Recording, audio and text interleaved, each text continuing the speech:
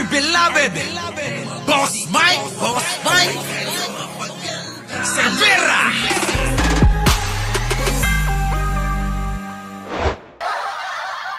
Matindi to ha, mga kababayan ko, grabe.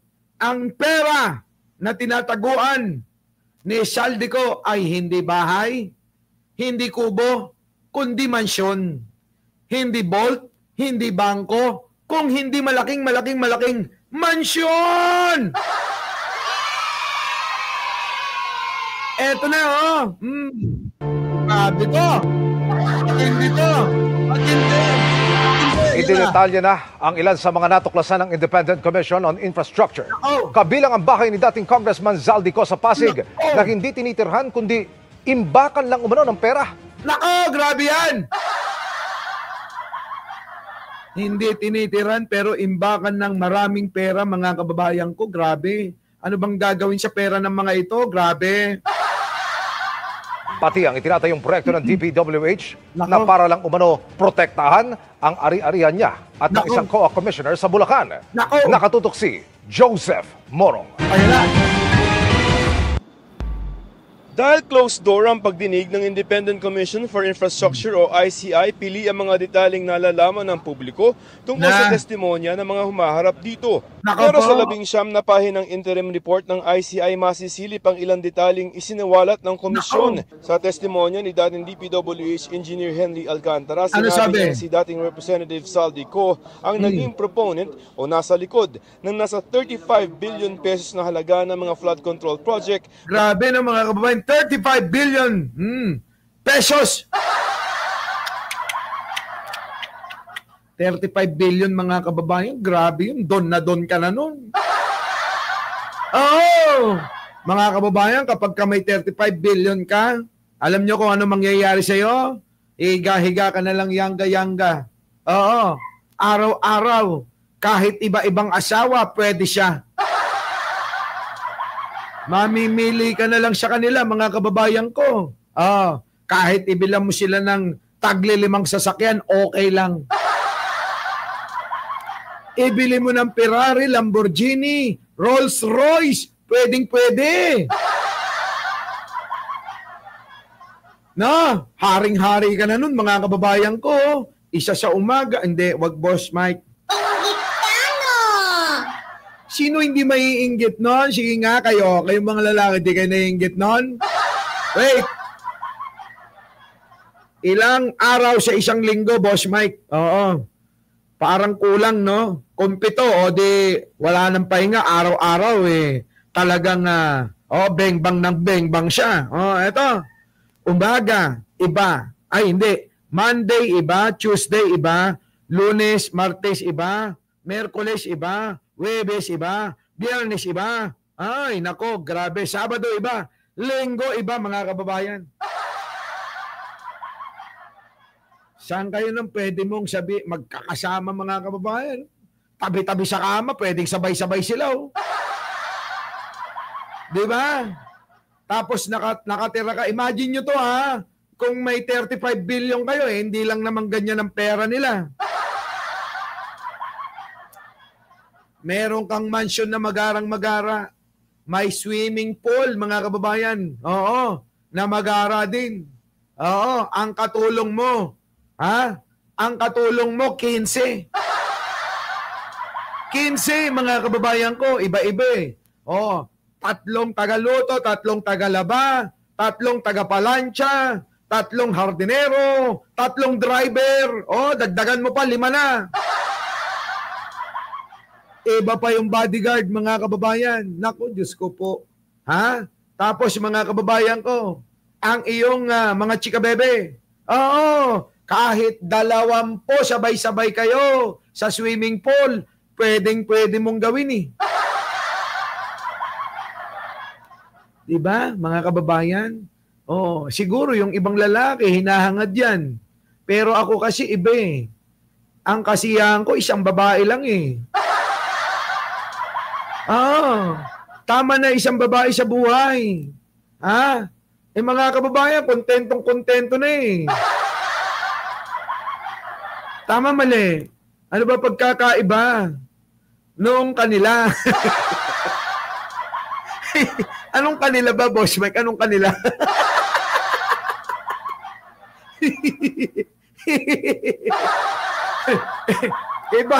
Baka iba-iba yung mga ano niya, may pahalang, may pahalihis. Di ba, no? Putik na yung mga kababayan, okay na yun eh. Pero eto matindi. Balikan natin to. Mansyon ang pinagtataguan ng bahay ni Saldico. Grabe, no? Oo, ang lupit. Tulog si Jen. Tulog na tulog yun. Naku mga kababayan. Kayong mga lalaki, gayahin nyo ko, ha? Tama na isang babae sa buhay nyo. Ganun din yan. Maniwala kayo. Ha? Yung iba, kukuha ng may asawa, nagkaanak, ginawa ng katulong yung asawa, ginawang tagalaba, planchadora, tagaluto, lahat na. Diba? Miss Agnes. Oo, thank you naman. Oh. Buti na lang dumating si Miss Agnes. Diba? Ginawa nyo na, kayong mga lalaki, pakinggan nyo ako, ha? Naku, sasampigahin ko kayo. Matapos nyong loray-lorayin, matapos nyong loray-lorayin talaga, no? Matapos nyong nilosyang yung babae, aba mga kababayan may gana pa kayong sabihin na bakit amoy ano ka? Bakit amoy patis ka? Kayo ba naman, kita nyo, maasikaso ba niya yung sarili? Anakan nyo ba naman ng 3 sunod-sunod sabay-sabay? Ay, sunod-sunod sabay-sabay. Anakan nyo ba naman ng sunod-sunod na 3? Tapos hindi nyo pa kinuha ng yaya, no? Di ba? Anakan nyo ng 3, sunod-sunod. Hindi nyo kinuha ng yaya, hindi nyo kinuha ng katulong. Siya lahat. Taga-templa, taga-alaga, taga-laba, lahat na. Di nyo ba naiintindihan yon? Tapos nung maamoy nyo lang misal, amoy patis. Gusto nyo maghanap ng melon amoy. Ay, hindi. Boss Mike, mali. Palitan mo yung sinabi mo. Anakan nyo ba naman ng 3 sunod? 3 sunod, dikit-dikit. Tapos di nyo kinukuha ng katulong. Hindi nyo kinuha ng yaya. Lahat siya. Ano na ine-expect nyo? Tapos misang umuwi kayo ng bahay. Nakaamoy lang kayo ng melon amoy. Di ba, no? Ganyan yung mga lalaki, mga walang yayan Gumanon lang mga kababayan, melon amoy. Di ba? Hayop na yan. Nung naamoy yung ganun naghanap na kayo ng amoy melon. Tapos, nung naghahanap kayo ng amoy melon, mga walang ya kayo, ikinuha nyo ng kondo. Ibinili nyo ng sasakyan. Ikinuha nyo pa, mag-isa na nga lang, mayroon pang kasamang yaya. Niregaluhan mo ng iPhone 17, walang yata, sana marinig mo to. Sana marinig mo to, niregaluhan mo ng sing-sing na diamond. Niregaluhan mo mga mamahaling alahas, hayop ka. Nabalitaan ko pa, kamakailan niregaluhan mo ng Rolex, oy. Hayop ka. Pero yung asawa mong hayop ka, pinabayaan mo siya, di ba? Thank you naman, Thank you naman kay, PBBM lang malakas. Boss Mike, panglugam kay Mang Edgar. Pwede na may egg kasama, At tea. Mag-egg. Mang Romy yun. Mang Romy. 2 piso lugaw nila, ano ba? PBBM PBBM lang malakas. Sobrang, pwede ko nang isama yung aking lahat ng kasama sa bahay. Di ba na? Gayon eh. Sobra. Napaka-generous mo dun sa Subetra. Tapos, sa asawa mo, tinitipid mo siya.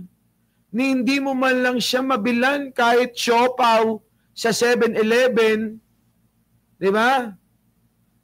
Ikaw pa may gana, pag umuwi ka, may galit ka pa. Oo, ay nako mga kababayan ko, maraming ganyang lalaki. Maraming ganyang lalaki. Oo. Pag umuwi yung mga asawa niyong lalaki, naggagalit-galitan yan, sigurado may kabit na yan. Maniwala kayo, 100% yan ha. Ay maiba muna ako, o dito muna tayo sa sa isyong totoo. Mamaya talakayin natin to. Usod mo na yan, Boss Mike. Oo, benggahin natin yan mamaya. Benggahin muna natin yung mga lalaking sana mapanood mo to. May pinareringgan ako rito. Yung mga lalaking hindi marunong magmahal ng pamilya nila.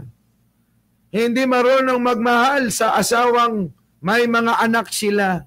Mga walang ya kayo talaga. Ano? Alam nyo mga kababayan, sinabihan ko nga eh. Ito lang mahal ko kayo kasi sabi kong ganun. Walang iba sa inyong dalawa. Sipin mo maigi to. Sinabihan ko mga kababayan kagabi. Hindi ka ba naman, naku, inang-ina mo ka. Yung asawa mo nung kay ganda-ganda, sabi mo, mahal na mahal ko siya. O, di ba? Mahal na mahal ko siya, bro. Talagang eto na, bro. Abay, hindi naman ako nagtaka na mahal mo talaga siya kasi sinunod-sunod mo yung anak mo sa kanya. O, di ba?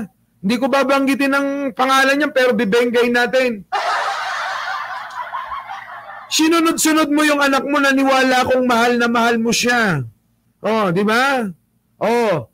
Tapos, walang yata, nung 3 na yung anak niyo, hindi mo man lang makuha ng yaya. Nung unang anak niyo, sino pinag-alaga mo? Yung nanay niya. Ano sabi mo? Paupuntahin mo muna yung nanay mo rito para may kasama ka. Di ba?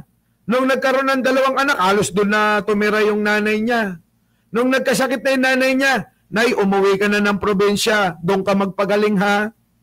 Kita mo, hindi mo lang binigyan ng allowance. Pasasalamat sa pagsama sa inyo. Naku, mga walang ya ito eh.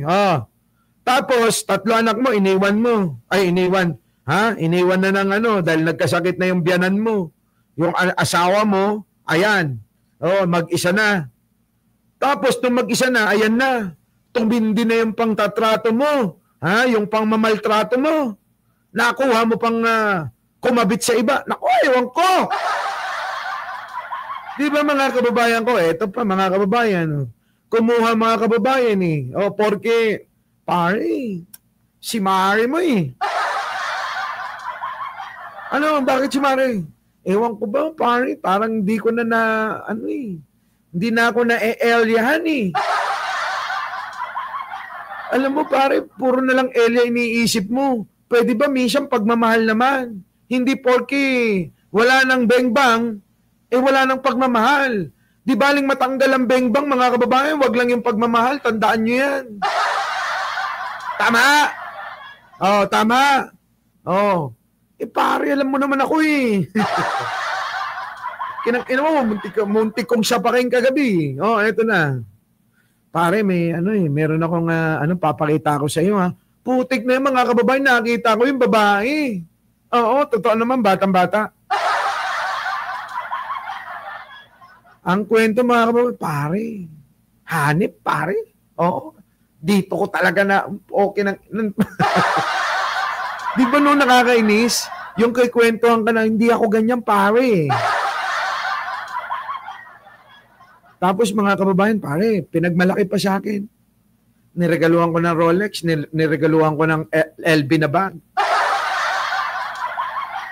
Oo, pare. Oo. Binigyan ko ng kotse, pare.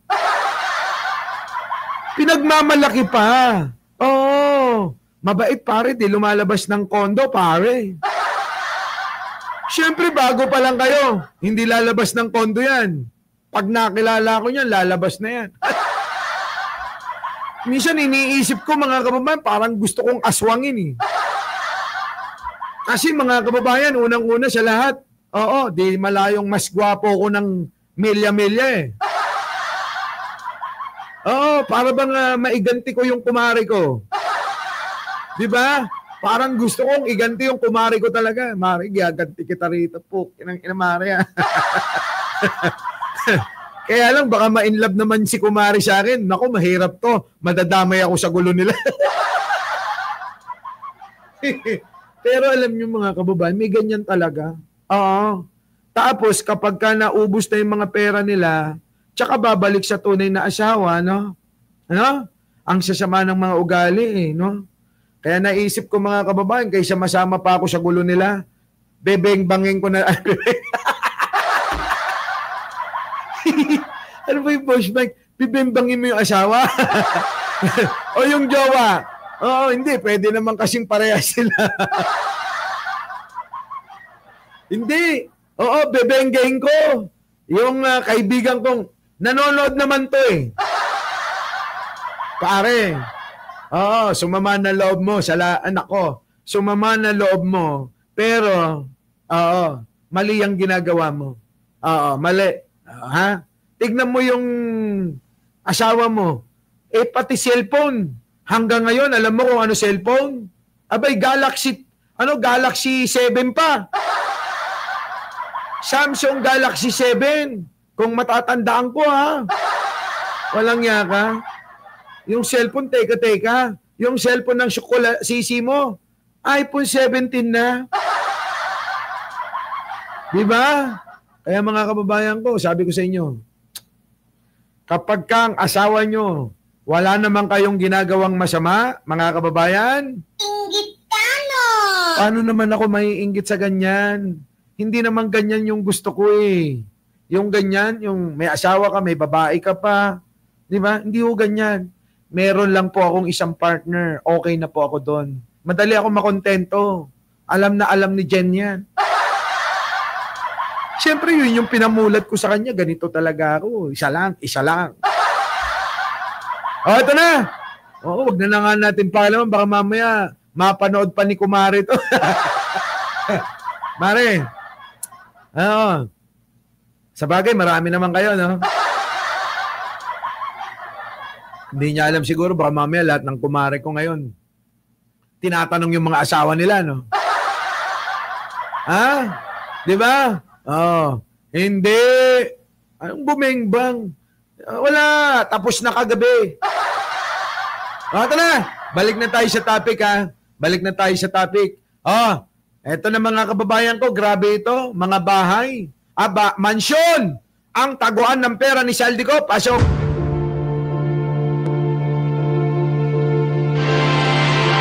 Ididetalye na ang ilan sa mga natuklasan ng Independent Commission on Infrastructure.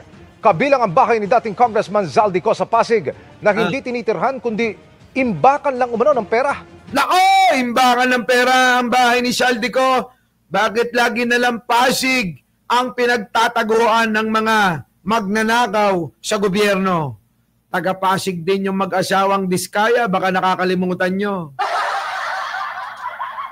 At ngayon mga kababayan, si Zaldico naman, yung kanyang mansyon sa Pasig, hindi tinitirhan. Imbakan lang ng pera. Grabing daming pera, no? Pati ang itinatayong proyekto ng DPWH na para lang umano protektahan ang ari-arian niya at ng isang COA commissioner sa Bulacan. Nakatutok si Joseph Morong. Ang tindi. Dahil closed door ang pagdinig ng Independent Commission for Infrastructure o ICI, pili ang mga detaling nalalaman ng publiko tungkol sa testimonya ng mga humaharap dito. Sabi dito, Zaldico itinuro ni Henry Alcantara na nasa likod ng 35 billion flood control projects! Malupit talaga mga kababayan ko, malupit Elena Garcia. Pero sa 19 na pahinang interim report ng ICI, masisilip ang ilang detaling isinawalat ng komisyon. Sa testimonya ni dating DPWH Engineer Henry Alcantara, sinabi niyang si dating Representative Saldi Co ang naging proponent o nasa likod ng nasa 35 billion pesos na halaga ng mga flood control project. So, si Saldi Co ba ang mastermind? Di ba? Huwag nyo nang tanungin si Martin Romualdez, walang alam yun.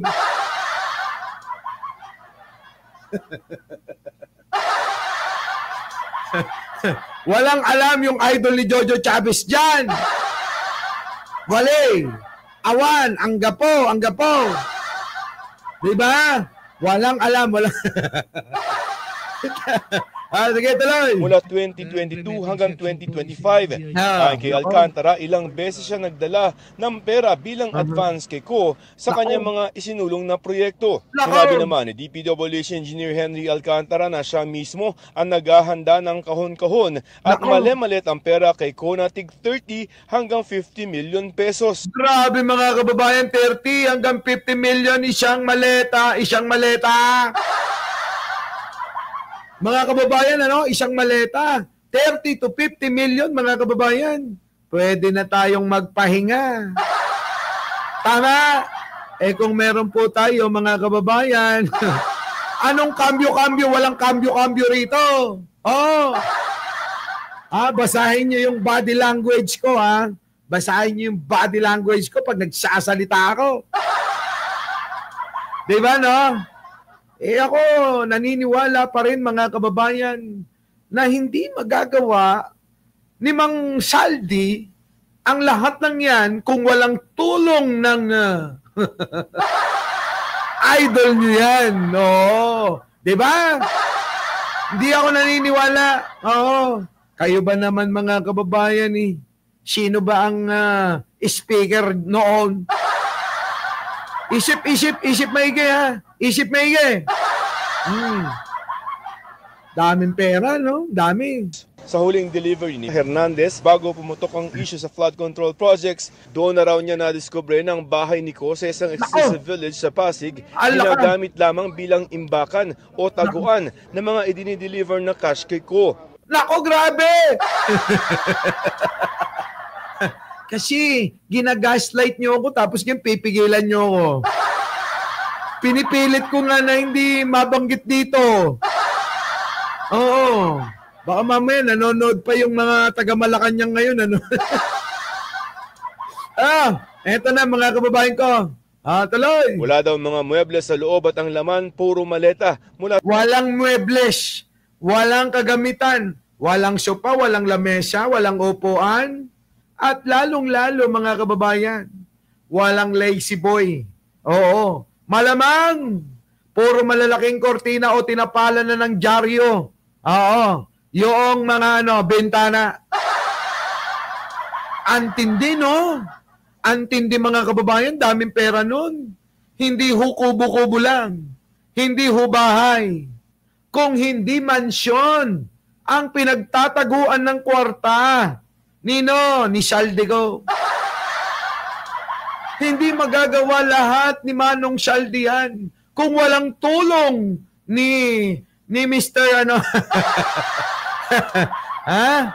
Tama? Nanonood ang taga-bilyonaryo. Oo nga. Yan ang sinasabi ko sa inyo. Sa iba't ibang sources. Ayon rin kay Alcantara, ang mga flood control projects naman kung saan sangkot umano si Commission on Audit Commissioner Mario Lipana para lamang daw protektahan ang mga ari-arian niya at ni Co sa Bustos, Bulacan. At ang in-charge sa mga ito ay ang engineer na itinalaga ni Alcantara. Ang mga testimonya ni Alcantara, Hernandez at DPWH Assistant Engineer JP Mendoza ang ginamit na basehan ng ICI para pakasuhan ito sa ombudsman ng plan. Ayan! Kaya naman pala nakasuhan. Nandyan na ba si Arnold Lopez? Kamusta na yung eroplanong hindi nila mapababa yung mga sakay? Antindi mga kababayan nito, matindi to ha. Oy, mag-like na kayo. Like mga kababayan. Share. Bribery, graft at iba pa sina Senador Jinggoy Estrada at Joel Villanueva, si Co at 3 iba pa. Itinanggi ni Estrada at Villanueva ang aligasyon. Hinihingin pa namin ng reaksyon si Nako at Lipana. Para sa ito nga yung mga kababayan ko, ha. Ngayon, maliwanag na siguro sa inyo. Maliwanag na yan.